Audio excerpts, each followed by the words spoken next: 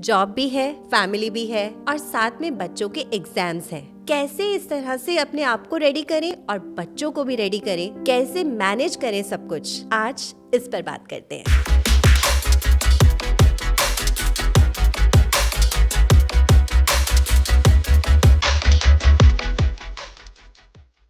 सबसे पहले तो आपको अपने बच्चों को अटैक नहीं करना, कोई भी नैगिंग नहीं करनी। मीन्स कि उनके ऊपर चढ़ना नहीं है कि हाँ ये भी करो, ये भी करो, ये भी करो। बहुत ही इजी एटमॉस्फेयर देना है उनको और उनको स्टडीज का मीनिंग देना सीखिए। मीनिंग फॉर स्टडीज मतलब आप उनकी कोर को बिल्ड कीजिए, आप उनके इंटरनल लेवल पे बिल्ड कीजिए उनको। आप जब तक ये बोलते रहेंगे ना कि पढ़ो पढ़ो पढ़ो पढ़ो, कोई भी बच्चा नहीं पढ़ेगा, कभी भी नहीं पढ़ते। हमें क्या करना है, उन्हें सिखाना है कि पढ़ाई करनी क्यों है इम्पोर्टेंट, उनकी कोर को डेवलप करना इम्पोर्टेंट है। उन्हें इंटरनल मोटिवेशन दो कि अगर आप ये पढ़ाई करोगे तो इससे आपको ये बेनिफिट होगा। एक लॉन्ग टर्म पिक्चर के साथ उनके साथ मूव ऑन करना है। सेकेंड इज उनके मार्क्स पे फोकस नहीं करना। बहुत ज्यादा अटैचमेंट हम अपने आप को उनके मार्क्स से कर लेते हैं और जब ज्यादा अटैच हम उनके मार्क्स के साथ हो जाते हैं ना, तो हम उन्हें प्रेशराइज करते हैं, एक स्ट्रेसफुल एटमोसफेयर देते हैं उन्हें, जो उनके लिए बहुत डिफिकल्ट होता है और इसी की वजह से वो बहुत ज्यादा स्ट्रेस आउट हो जाते हैं और अच्छे से परफॉर्म नहीं कर पाते अपने एग्जाम्स में। तो हमें उन्हें एक हेल्दी एनवायरनमेंट देना है, उनको बहुत ज्यादा प्रेशराइज नहीं करना है कि आपको मार्क्स लेकर आने हैं, 90% ही लाने हैं, 80% ही लाने हैं, इससे नीचे तो जाना ही नहीं है। इस तरह का प्रेशर बिल्ड नहीं कीजिए, एक हेल्दी एनवायरनमेंट दीजिए। जब हमारा एनवायरनमेंट हेल्दी होता है ना, तो बच्चा ऑटोमेटिकली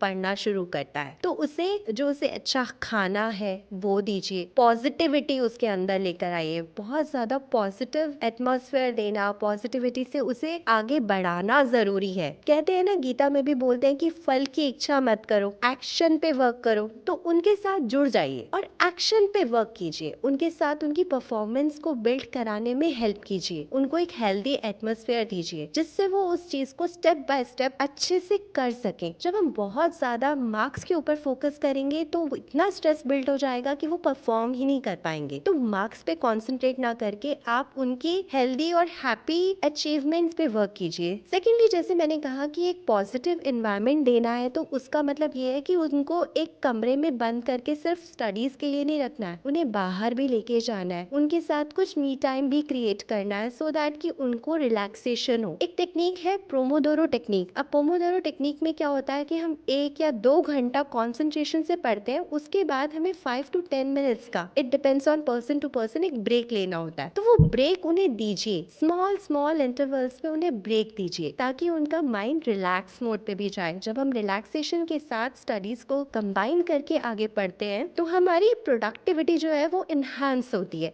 तो इसलिए उनको स्मॉल इंटरवल्स के साथ पढ़ाइए। इस तरह से एक मीनिंग दे के स्टडीज को, एक पॉजिटिव एनवायरनमेंट दे के, एक हेल्दी एटमॉस्फेयर के साथ, पॉजिटिविटी के साथ, उनकी कोर को बिल्ड करके आप एक अच्छे एनवायरनमेंट में एग्जाम के लिए अपने चाइल्ड को प्रिपेयर कर सकते हैं। तो इस एटमॉस्फेयर और इन सब चीज़ों के लिए आपको भी अपने आप को रेडी करना है, अपने आप को प्रिपेयर करना है कि मेरे चाइल्ड के एग्जाम है, तो मुझे अपने आप को भी बहुत ही पॉजिटिव वे में ही रखना है। जितना आप अपने आप को मेंटेन कर पाएंगे तभी तो आप उसको वैसा दे पाएंगे ना। तो इसलिए अपने आप पे, अपनी पॉजिटिविटी पे वर्क कीजिए, अपने आप को सेंटर रख के उसको सपोर्ट सिस्टम के साथ आपको परफॉर्म करवाना है। इस तरह से आप अपने चाइल्ड के लिए और अपने लिए एक पॉजिटिव हेल्दी एटमॉस्फेयर क्रिएट करके उसके एग्जाम्स में हेल्प कर सकते हैं।